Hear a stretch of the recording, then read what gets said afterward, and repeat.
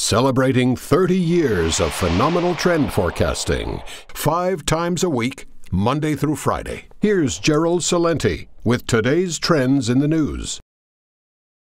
Hi, this is Gerald Celente. It's Thursday, November 9th, 2017. And here are some of today's trends in the news. On the market front, over there in Asia, boop, Nikkei down a little bit. Europe not so good. Everybody's down. And down here in the States as well. Dow's down about 100 points. Nasdaq's down. Oil's up. Gold's up. Bitcoin down. So what happened here in the States? Dow finishes 101 points lower. Traders feel delay in tax cuts. Yeah, the tax cut program isn't that good. A lot of people don't like it. And it's not going anywhere so far this year. That's the word coming out. Remember, about 1 year ago, that's right, today's Thursday, a year ago Wednesday, the Trump rally began. And what was it based on? Tax cuts, infrastructure spending, and get rid of them regulations there that stop businesses from getting bigger. Yep, so no infrastructure spending bills at all of anything to add up. It's a big zero. The tax thing isn't working now. And already traders feel insecure about the market. This could be big. This could be the beginning of a downdraft. So, what else is going on? The earnings still came in better than expected, according to FactSet. 73% of S&P 500 companies that have reported earnings have surpassed expectations. So that's where we're at right now. But there's global unrest going on, particularly out of the Middle East. If something happens, this market could really shake. So again, we do not give financial advice. We are trend forecasters, speaking only for myself. This is a safe haven asset time of consideration. U.S. crude. Brent closed up a bit higher. You know why? What have we been saying? Go back to your trend alert. Trend alert. Saudi war drums, gold, oil, cryptocurrency prices to spike. That's what we said, and we gave you all the reasons why in this trend alert, why oil prices are going up. Not only supply and demand has changed a bit, but the big one is the crown prince. That's right. Looks like his father's getting sicker and sicker. One of the reasons oil prices went up today is that Junior, the 32-year-old crown prince, is going to become the king in charge. So, a de facto king. Anyway, there's concern going on in the Middle East.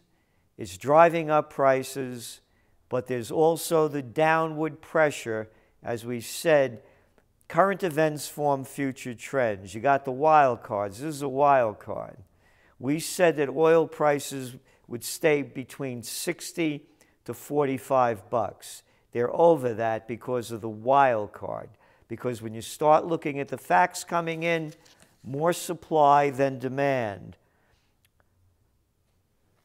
U.S. crude production rose 67,000 barrels per day to 9.6 million barrels per day. Texas issued 997 oil and gas drilling permits last month, up nearly 17% versus the same period a month ago. What we're saying is as the prices go up, more supply comes out, demand doesn't take it out. But now what's going to bring it up is the geopolitical unrest. And remember, the Saudis need oil at $100 a barrel for their government budget to break even. Here, check out this chart. So check it out. The numbers don't lie. They're in trouble. It's even lower than it was in 2006, the amount of money that they were earning. So they're doing everything they can to drive up the price, and they're not alone. Macri calls for U.S. to ban all Venezuelan oil exports. This is the Argentine president. Who the hell is he to say what we should do? Ah, he's one of the gang. Quote, I think we should go to a full oil embargo, Macri said. Oh, we? Things have gotten worse and worse, meaning down in Venezuela. It's really a painful situation. Poverty is going up every day. Sanitary conditions are getting worse every day. Poverty's bad? Hey, moron, and you want to put sanctions on them so the people suffer more, or so that the deep state could change the state of affairs in Venezuela? Because if you want poverty to get worse, go with your sanctions, sonny. And how about those liberal Democrats in the United States? They wanted to. Senator Bill Nelson, the Democratic representative of Florida, on Tuesday wrote an open letter to the U.S. Treasury Secretary urging him to impose tougher sanctions on the Venezuelan regime and to also consider banning its oil imports. Hey, Nelson, mind your own damn business. Stay out of other countries' affairs, Junior. Like all of you little political clowns here and around the world. Gold, beep, up a bit. Not a lot, but again, destabilization is what's driving it up, and the dollar got a little bit weaker. And Bitcoin. Bitcoin today hit almost 7,900 bucks. And then it went down, closed down. You know why? Well, the reason it spiked was Bitcoin dodges split that threatened surging price. On Wednesday, a group of business proposing a new version of Bitcoin software backed off their plans to release it. The software would have roughly doubled the network's processing capacity. So, going back to cryptocurrencies, you only could produce so much.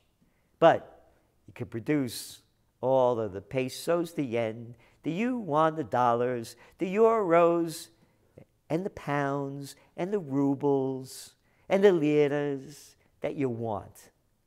That's why, again, in this time of uncertainty, and again, look at your trend alert. Trend alert. Yep, cryptocurrencies are part of what we're talking about as a safe haven asset in a time of global instability. Sears. Department store. Sales at existing stores plunged 17%. Sales at Kmart stores dropped 13%. And this is after they closed tons of stores, over 100. Again, let's go back. Oil prices go up. The economy goes down because in America, the people got no dough. Don't believe me? The three richest people in the United States, Bill Gates, Jeff Bezos, and Warren Buffett, own as much wealth as the bottom half of the U.S. population, or 160 million people. You know the numbers. 78% of the people living paycheck to paycheck. Most people don't have even $500 in the bank. 51% of full-time workers are earning $30,000 a year or less. 96% of all the stocks being owned are in the hands of the 10%.